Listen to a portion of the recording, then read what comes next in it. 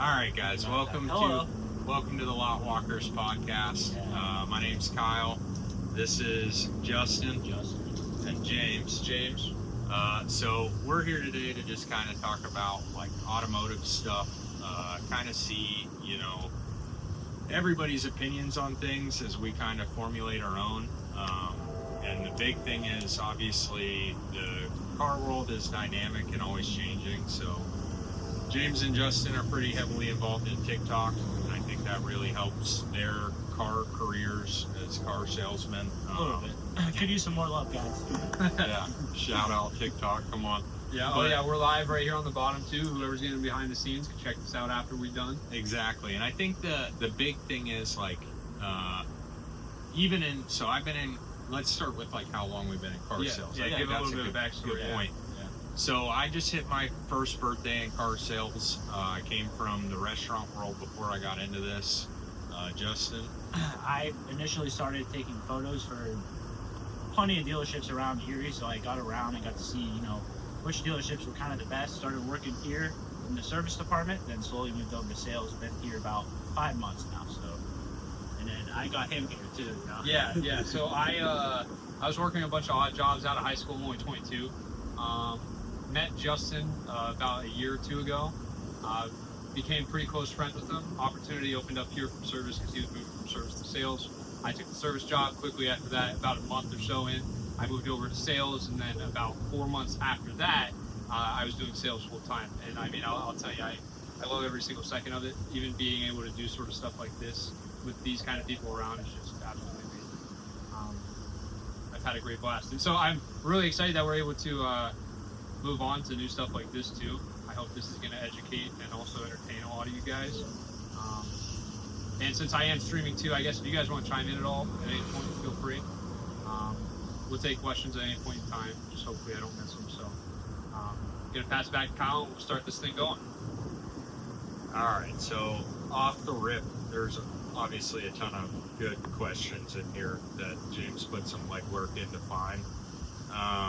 But one of the ones that we were kind of talking about right before we hit the camera rolling that I really like is like, where do you see the car buying process in 10 years, right? This is kind of like a trigger point in a sense, because obviously the vehicle market is very fluid, and I don't have a crystal ball. I don't know what's going to happen in the next 10 years. But like the big thing that I think I'm kind of concerned about, even just from like a consumer standpoint, right? Not even a car salesman, is like, I already don't want to go buy a new vehicle because of how expensive they are. Yeah. And then if you add in the fact that like for me, right, we work at a Ford dealership, so a lot of things I'm going to reference are Ford or Volvo. But in the Ford world, right, like you got to pay $70,000 to get a truck with leather. So it's like, 10 years, what is that going to be? 130? Like that kind of seems nuts to me. But then like the other piece to it is, so I use this statistic pretty frequently when I'm working with customers. Like right now, the new average car payment is well over $700, and people are already stretching the term. So like, what are they going to rework like how we pay for vehicles? Right. What does that dynamic kind of look like? But I don't know. I'm interested to hear you guys' thoughts on it too. So are we going strictly based off of like the transaction? I mean, how the market's going to change and all and everything like that. But because I think a lot of the change too is, I mean, I worry about the experience. Yeah. The experience for the consumer. Yeah, right.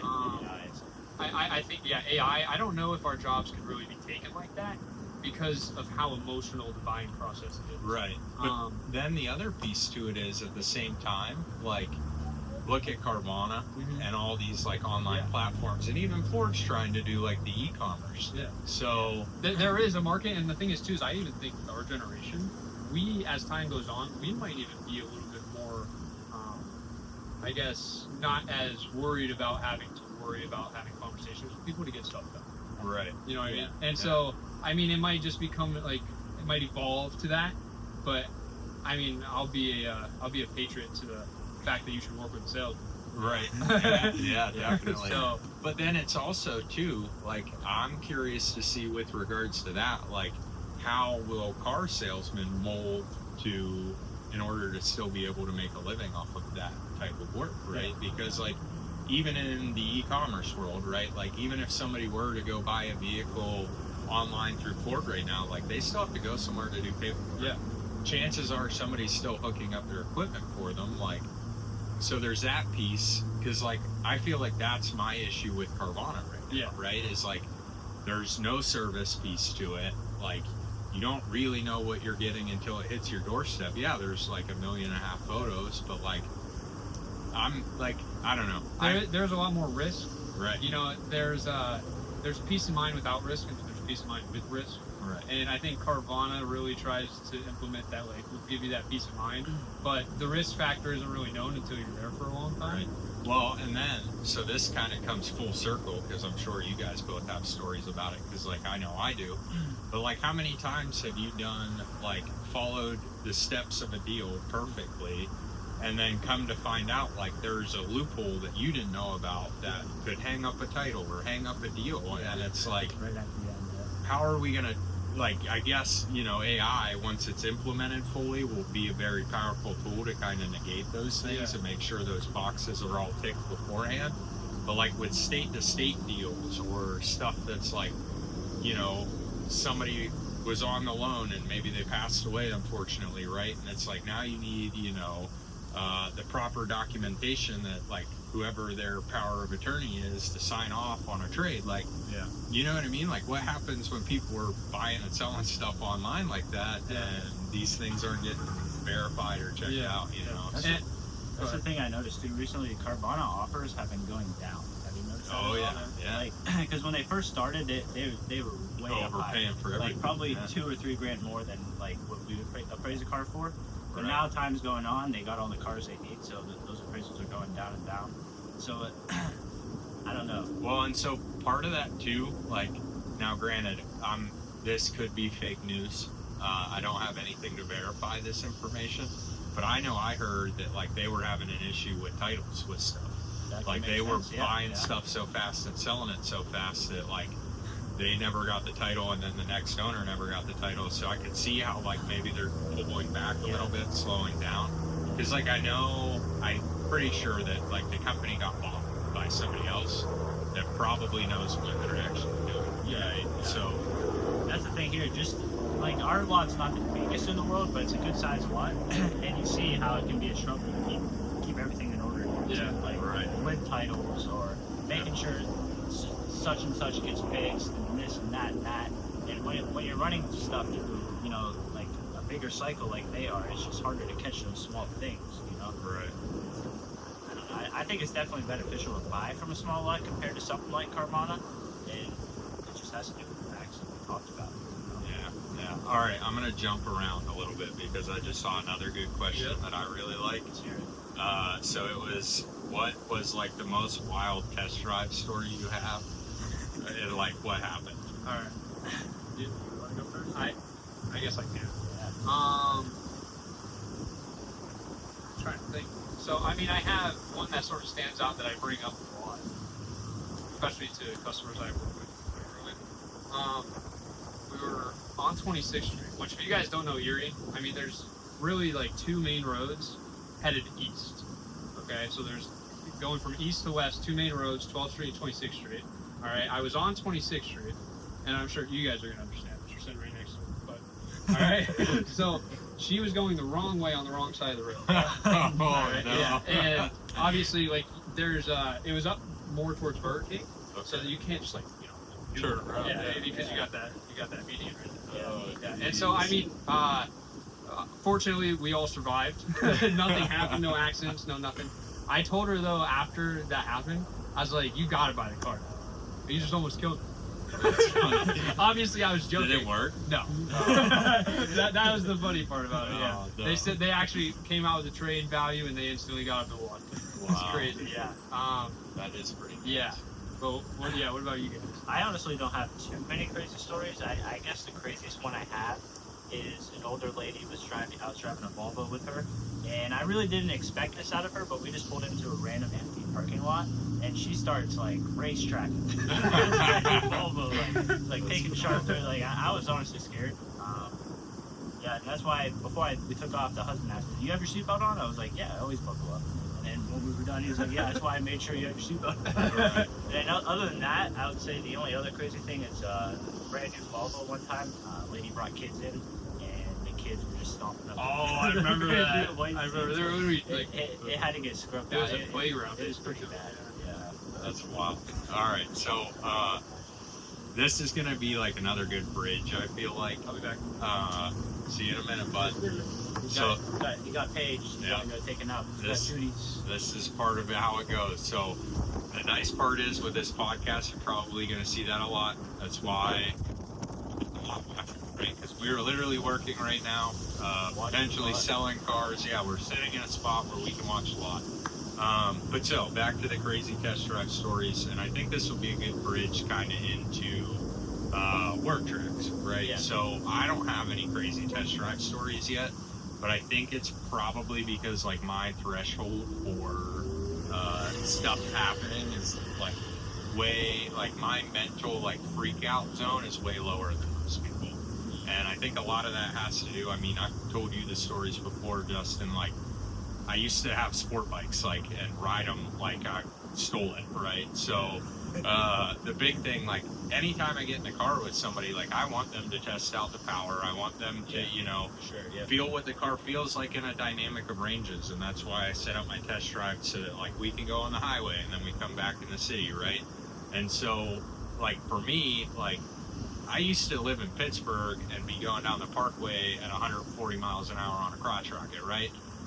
In retrospect, like not the smartest idea, and I'm lucky I'm not dead. Yeah. But so like when I'm in the car with people, like I'll joke about it, right? And it's a good thing to kind of open up and make people realize, you know, like I'm not just a car salesman. Like I'm human too. Like I did stupid stuff when I was younger, and so like I literally tell people all the time, like there's probably very few things you could do in this car that would freak me out, right? Yeah. And it's kind of one of those things that just sets it up. It's like, oh, okay, like he's okay if I, you know, take it to red line, getting on the highway. Yeah, and that's the thing too, is you want people, especially that are like downgrading an engine size or anything like that. Right. You want them to feel that full power of the engine. Exactly. So that way, that doesn't come up later. Like I don't even know how powerful it is. You know. Right. Get it all out of the way as soon as you can. So Yeah. there's no objections down the road. Exactly. Yeah, and I mean it's definitely an important thing. So, with that in mind, what would you say your favorite word track is? Like, Great. what's your go-to? Like, Hi, welcome to XYZ dealership. But like, because there's all kinds of word tracks for Right. different situations. So I mean, like, yeah, that's a good point. like I when guess- when I'm closing or No, I think like when you're in the car, right? in the car. Yeah, like in the car on a test drive. Like, what's one of your favorite word tracks that you go to? Like, what's something you find yourself telling people pretty frequently? I have one. Like, it's on the tip of my Say brain. it, So, say it. so, like, one that I like to use a lot, and it's like kind of another thing that I think is like a trust builder, right? Because that becomes important in the car business. So I tell people all the time, like, it's not my car and it's not my money, right? So at the end of the day, like, yes, I'm trying to sell you a vehicle. Like, I want you to buy a car off me. Like, that's how I make a living. That's how I put a roof over my kid's head. That's how I, you know, make the money to get to and from work. But at the end of the day, like, I'm not just going to jam somebody in something because I want to sell a car. Like, if they don't like the car, it's pointless, right? Yeah. So that's like a word track I use all the time, but Yeah. I don't know if you have anything that's like pressing at the top of your head. On a test drive, I normally say, normally I say something like that when we get back, like a trial close. Right. But on a test drive, I talk about the vehicle as much as I can. Sometimes I'm in the back seat. It's hard to show features in the back seat. Right. So sometimes I'll just figure out by the way they're driving if they're from Erie or not, and just Yeah. start talking about where they're from. Oh yeah, yeah, that's Yeah. a good one. Well, and I think that's important, right? Like Yeah. building rapport. Yeah. And I think that's a lot of things. Like that's a thing that a lot of people miss. Yeah. Right. Because Yeah, I try to emphasize on that as much as I can. Yeah. Because at least if they don't end up buying a car from me and they had a good experience from me, they might have a cousin or a nephew or a son, somebody else who might be interested in buying a car too. So yeah. it's always good to keep the relationship good. Should we check the TikTok comments?